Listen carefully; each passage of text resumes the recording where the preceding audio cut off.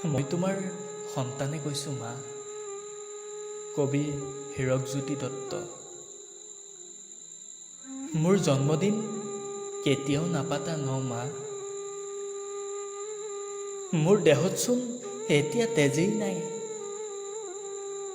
তুমি যে কালি খাইছিলা ঔষধৰ বটলটো, তেতিয়াৰ পৰাচোন মোৰ তেজবোৰ গোট মাৰি গ'ল। মই বাৰু এতিয়া মৃত নেকি মা?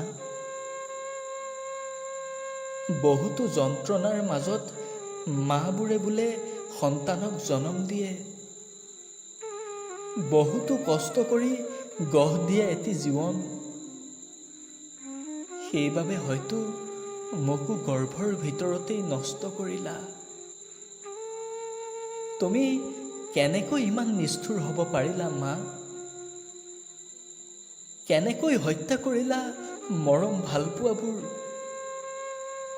নে প্ৰতাৰণাৰ বলি হৈ কলংকৰ দাগ মচিবলৈ হত্যা কৰিলা মোক?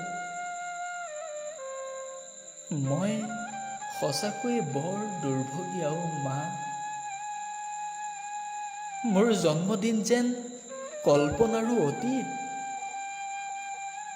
মৃত হৈও মোৰ নামত নাই মৰিশালী, কাৰণ মই এটি ভ্ৰণ।